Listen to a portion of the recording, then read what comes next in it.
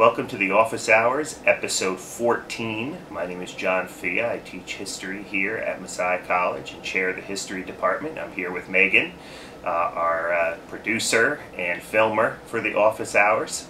I'm here with the Founding Fathers, as usual. As per your request, I continue to get emails about the Founding Fathers or Facebook notes. Today what we want to do is we want to talk about a little public history project that I've been working with, and I started up, I guess, 3 years ago, called the Greenwich Tea Burning Project. This is a project that is about a local community in southern New Jersey, right along the Cohansey River, on the Delaware Bay part of southern New Jersey. It's a little town called Greenwich. Yes, that is how they pronounce it down there. They don't pronounce it like Greenwich, Connecticut. I learned that very quickly when I got down there for the first time, and they started all saying Greenwich. Matter of fact, as you drive into the town, you see this, they have this picture of a green witch riding a broom, you know, so you make sure that you pronounce the name correctly. But it is Greenwich, New Jersey. This is a very, very old town by Mid-Atlantic standards, or Middle Colony standards, founded in the 1670s. It's older than the colony of Pennsylvania, which was founded in 1681. But what particularly interested me about the community was in 1774, December of 1774, they had a tea burning there. This was sort of a copycat act of the Boston Tea Party, which occurred in 1773. As the story goes, a British ship carrying East India tea pulled into the Cohansey River port of Greenwich, and it was an official British port at the time, unloaded some tea for safekeeping, and then some of the local patriots in the town, in the middle of the night, apparently dressed like Indians, grabbed the tea out of the basement of a local loyalist, brought the tea into the town square, and burned it. Again, it's a sort of act of patriotic resistance. Now, if you go to Greenwich today and you go down the end of the very wide street that they call Ye Great Street, you will come to a monument which is there to commemorate the tea burning. The monument was put up in 1908, and it has a list of the supposed people who were involved in the burning of the tea. And since 1774, or maybe thereafter, this tea burning event has become a significant part of the identity of this small little town of Greenwich, and really the identity of the whole region surrounding Greenwich down there in this very remote part of southern New Jersey, in what is known as Cumberland County, New Jersey.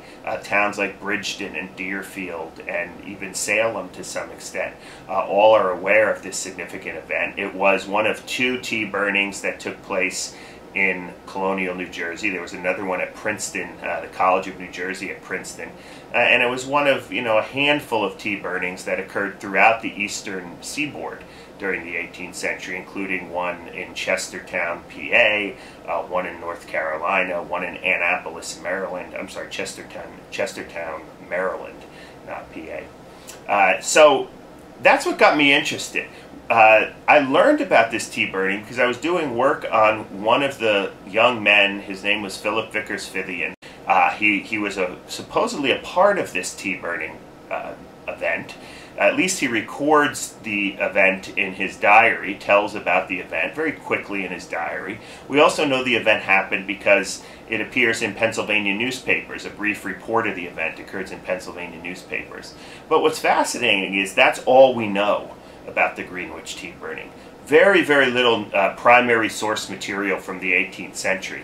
However, if you were to go to Greenwich today, you would hear a very, very elaborate story about how this tea burning took place. You would be taken to the monument. Again, the monument is not erected until 1908. Again, it lists all the names of the tea burners. You would hear all kinds of side stories and things that happened during the course of the tea burning that really we have no evidence whatsoever, that these things actually occurred.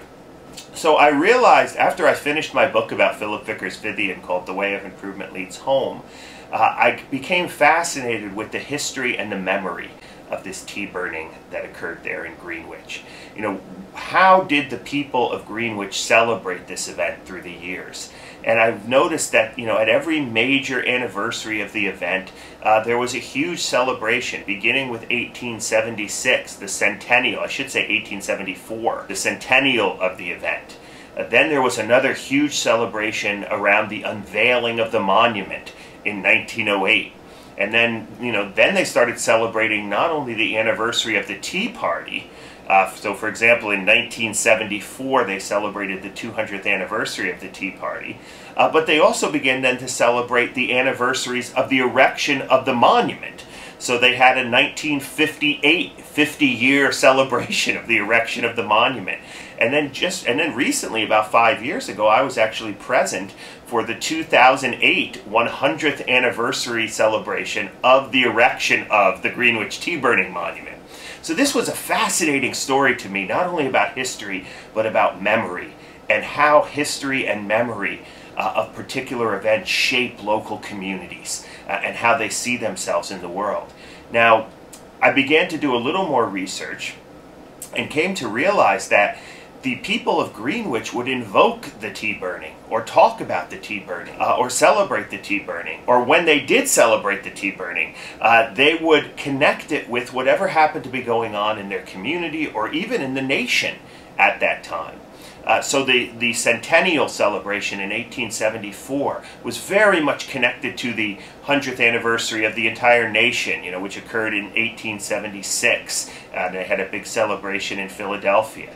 But it was also connected with the rise of industrialization in the neighboring town of Bridgeton, New Jersey. So you have these speeches given in 1874 where people are talking about the great progress and future of Bridgeton as all of these organizations begin to develop. And then at the same time, invoking the Greenwich tea burning, right? If it was not for these great tea burners setting the stage for our, our progress and our future, we would not be able to be an industrial center like we are today. Such as one small example about the way the tea burning is used. Even today, the local political Tea Party movement in that region has taken the name the Greenwich Tea Party movement, or the Greenwich Tea Party Patriots, they often refer to themselves. So the memory of this event was fascinating. So what I decided to do was I decided to apply for some grant money. We were eventually funded by both Messiah College and the New Jersey Historical Commission. And I thought we would form a little public history project here. So for the past 3 years, we have been taking students down there as part of what we're calling the the Greenwich Tea Burning Project. We are working in the Lummis Library down there, which is right there located on Ye Great Street, just a stone's throw away from the monument. We have been gracious enough to have access to the archives, and we're not only looking again at the history of this event, and really there's not much about the history, but studying this community and seeing what this historical event has meant to them over the years, as at each moment in time, how they use this story to help them forge the various changes that are taking place to their rural community down there in southern New Jersey. It's been a fascinating project. We've done some oral history down there. We hope to get down there again this summer. If the funding comes through and we're able to work with the local historians and volunteers down there in Greenwich. It has become a fascinating opportunity as well, I think, for the people of Greenwich. Because we are coming in, I'm coming in with a group of students. We're exploring this town. It's almost a sort of a form of public service to them. We're present in the town. We eat lunch at the local little snack shop, luncheonette that they have there, which is the only store in the town. So that people see us, people ask what we're doing there, people come into the Historical Society to talk to us, we interview people, and I think we're uncovering things related to the history of this community that's helping them to understand their past in a more complex way. So hopefully we'll get down there again this summer. If you're interested in the Greenwich Tea Burning Project, I would encourage you to go to my blog, The Way of Improvement Leads Home, and just search the Greenwich Tea Burning Project. We have all kinds of posts related to that. Or if you want to follow us on Facebook, Greenwich Tea Burning Project. type it in on Facebook and join our open access group, and you can get our regular updates as to what's going on. So this has been an exciting public history project. It's a small public history project, but it's certainly, hopefully we can do something good for this community, also advance our understanding of the way in which communities use history and memory, and also give students an opportunity to get some first-hand access to doing oral history, to being on the ground, to doing archival research. So it's been not only a lot of fun, but hopefully it's been something that's going to be useful. So I thought, again, we're talking a little bit about doing some odds and ends here in terms of the office hours until we pick up with our next series, whatever that might be. And I thought I would introduce you to this project known as the Greenwich Tea Burning Project, and hope you'll go online and learn more about it. Thanks for being with us on the office hours this week, and we'll see you next week.